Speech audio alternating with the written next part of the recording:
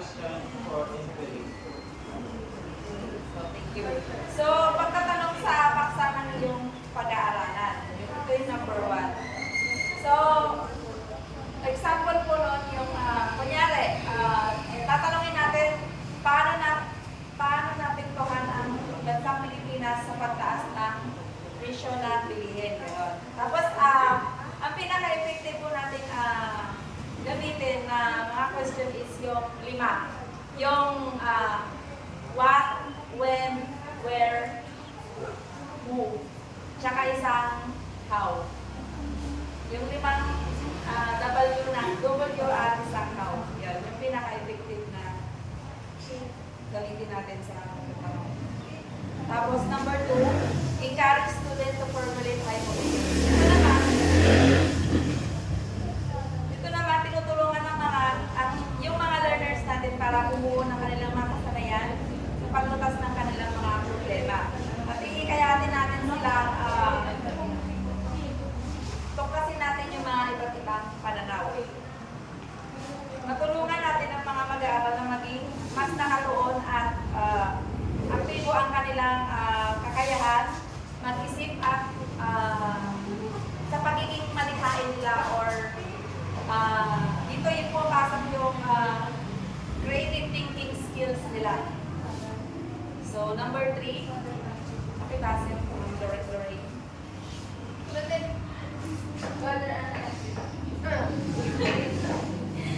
So, number 3 is gather, analyze data. So, pag sinabi natin gather, analyze data, ito yung pangangalap ng mga data o datos sa mga iba't ibang impormasyon. So, halimbawa, yung pinag-aaralan nila yung mga pagbabago ng klima ng Pilipinas. Ganon. Ina-escape pa yun. Tumayo. So, number 4 po, kita sa Erika.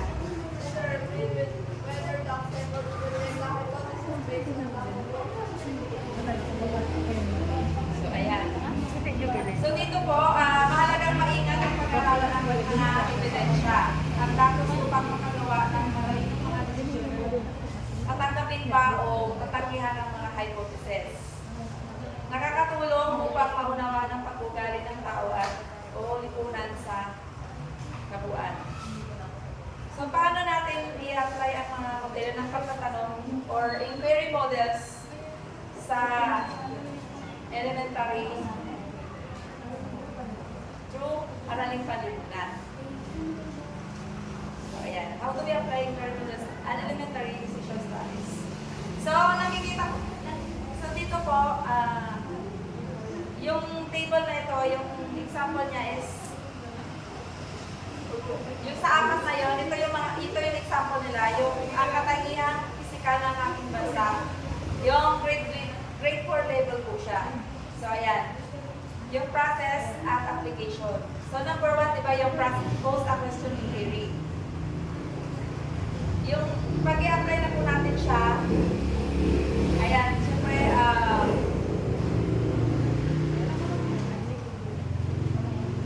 diba, teaching by questioning. So, ito yung sa application na siya na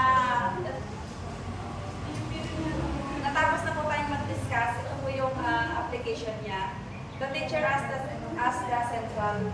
So, ano ang katangiang pisikal ng Pilipinas? Ganun. Tapos sa encourage student naman to formulate hypothesis, sa application po niya is student will share their hypothesis. Sorry, kulang na ito. Student will share the hypothesis example R. So, sabi ng isang learners, ang Pilipinas ay napapaligiran ng tubig. Tapos yung second learners, maraming bundok po sa Pilipinas. Tapos hypothesis C, mas malaki ang Pilipinas kaysa Estados Unidos. Tapos hypothesis D, mainit sa Pilipinas. So, ayan po. Yun, ito po yung naka-base po siya sa yung sa process na application niya. So, sa number 3, yung gather and analyze data na. So, yung application po natin para dito sa inquiry models ay dito na. divide the class into small groups and assign them different tasks. Di-divide na po natin yung mga learners natin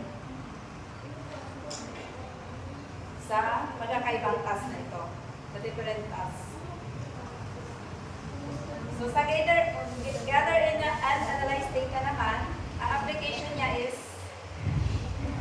sa group 1, ito na grupo-grupo na natin yung mga learners natin. So sa group 1 naman, yung application niya, ang ipapagawa natin sa kanila, pagsusuri ng mapang topographical ng Pilipinas. Sa grade 4 po ito. Sa group 2, pagsusuri ng kinalalagyan ng Pilipinas sa mapa ng daigdig. Sa group 3 naman, pagsusuri ng mga larawan ng mga anyong lupa at anyong tubig sa Pilipinas. Sa group 4 naman, pagsusuri ng mga larawan ng mga likas na yaman ng Pilipinas. At sa group 5 naman, ang panghuli, pagbabasa ng talata tungkol sa geografiya ng Pilipinas. Tapos ang pang-last po is the process. Yung determine whether to accept or reject the hypothesis based on conclusion naman. Yung application po niya is student report their findings in front. Afterward, the class decides which hypotheses are accepted and rejected based on their research. So, meron po siyang may isang student po natin na pupunta sa harapan para ipaliwanag po yung hypothesis nila base doon sa conclusion nila. Tapos, yung magpapaliwanag po, yun yung pinaka-leader nila. Nagets po, yung process and application. Dumako na tayo sa cooperative learning model naman. So, sa cooperative learning, di ba, kung pasok sa isip natin yung from the word cooperate, di ba? So, sino pong gusto mag-sabi? Cooperative learning model is a popular instructional approach in which small groups of students work together toward a common learning goal by Chapter 23. So, si cooperative learning po ay isang popular na paraan ng pagtuturo kung saan maliit na grupo ang mag-aaral ay nagtutulungan, di ba, sa isang grupo.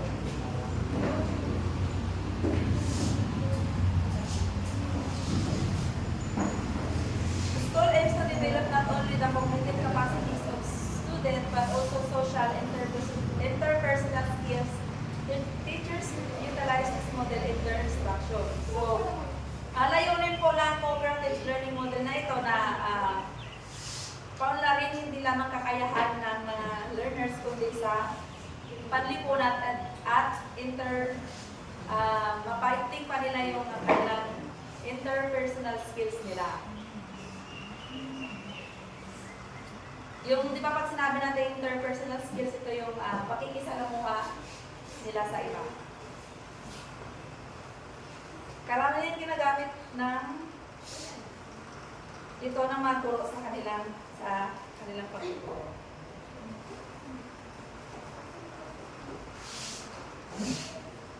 So, example po ng cooperative learning model, yung jigsaw puzzles, brainstorming, and role-playing.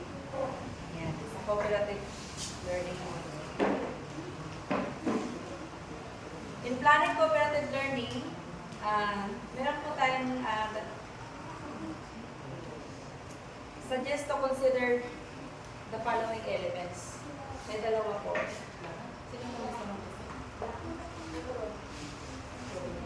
Objectives with the class. Ensure that cooperative learning is compatible with the objectives. Come up with challenging and rewarding tasks that will require many skills and will encourage the independence on one or two. So number one po is objective and task. So ensure po natin na compatible po yung mga layunin natin dito. Tapos yung mga bawat challenge po ay ba, ano sila, by group po, tapos may ano tayo, bawat ano ay may challenge at rewarding task po dito na required. Tapos number 2 is size of group and method of assigning members. Experts have different opinions on ideal size of groups. Cohen suggests not more than 5, while Kagan believes the perfect number is 4. So kapag pinagrupo-grupo natin sila, sabi ni Cohen, mas maganda daw kung magkagrupo is 4 lang. Hindi na pag 4 hanggang 5 lang. Yan na po yung perfect. Pero ang perfect by group po is 4 by group. Number 4. In any case, teacher should make sure that the group is not large with tendency to discourage other member from participating in the task. So, di ba, pag marami na kasing magkakagrupo, yung mga iba kasi is hindi na nakikipag-participate, di po ba? Yan. Kaya, mas maganda na, tapos daw, also teacher should implement heterogeneous groupings and ensure that there is some fair distribution of abilities and gender in the group. So, kailangan po is pantay-pantay po dito. Pag sinabing heterogeneous, parang wag natin pagsamahin yung mga learners natin na magagaling at wag natin pagsamahin yung mga medyo parang slow learners. Kailangan pantay lang po. Merong mga parang parang fair po yung distribution ng abilities nila. And gender is the groups. So, isa-alang-alang din po natin yung mga kultura nila. Start or student needs achievement education. Start or ito yung example ng cooperative learning model din. This model promotes individual accountability and teamwork through the following. So number 1, direct instruction. The teacher enumerates the objectives and presents the lesson through lecture, discussion, or demonstration. So dito represent lang yung mga lessons ni teacher at mag-lecture po sila, discussion, or demonstration. Plus number 2 is the class is divided into heterogeneous groups. Members should help one another in understanding the lesson presented by the teacher and ensure each other mastery with the help of teacher-made worksheets. So number 2 is team. So ayan, na-divide na po natin sila doon at matutulungan po sila sa lesson na binigay ay tinakal ng teacher at dapat po ay mamaster na nila ito at matulungan natin sila sa kanilang worksheets. Sa number 3 po ay quiz. Ayan, after the group session po, magbibigay tayo ng individual quizzes sa kanila kung may natutunan pa sila o wala sa groupings na yun. Tapos number 4, individual progress score. Scores in the present quiz will be compared to score in the past exam. Students will increase scores earn corresponding points of their team. So, syempre dito sa individual progress score, di ba by group po ito, nagrupo-grupo sila. Sino po yung mga may quiz na matataas, syempre po, i-correspond po natin doon sa team na yun. Sino yung mataas. Tapos number 5, team recognition. Teams that reach or go above the criteria score will receive recognition through awards, certificates, special privilege, or bonus points. So, syempre po, hindi naman po tayo basta-basta na kailangan din na, di ba, motivation na kapag nanalo yung grupo na yon, syempre meron din tayo ibibigay na awards, certificates, or special privilege po doon sa mga nanalo ng grupo. the table in next slide shows an example of study. So, yung mga topic po is mga patakaran at programa ng Pangulo bilang pagtugon sa mga hamon ng kasarinlan. Ito po yung topic na pag-aaralan, di ba? Tapos, yung label po nito is grade 6. The competency is nasusuri ang mga patakaran at programa ng pagkalaan upang matugunan ang mga suliranin at hamon sa kasarinlan at pakabansa ng mga Pilipino. So, ganun po ulit yung process and application niya. Yung direct instruction, yung study po. The teacher, yung yung process niya is direct instruction. Sa application naman is the teacher present the objectives and discuss the lesson with the use of charts, tables, and graphic organizer to highlight the policies and programs to each administration. So, magpapakita na tayo doon ng mga charts, tables, and graphic organizer. Diba? Kasi ito yung topic nila, yung nasusuri ang mga patakaran ng programa ng Pangulo bilang pagtugon sa mga hamunan. So, sa teams naman, the class will be asked to work with their teams aside at beginning of the quarter and complete an individual worksheet that summarizes the lesson. So, yung sa teams po, yung mga na-assign na mga individual, meron silang isa-summarize doon nagsa-summarize po sila sa lesson na yun. Tapos sa individual progress and score, yung application po niya is, the class will be asked to work with their teams and complete an individual worksheet that summarize the lesson. Sa team recognition naman, at the end of the quarter, teams will get a score of 100 and above will be given an additional 1 point on their final grade. So, yun lang po.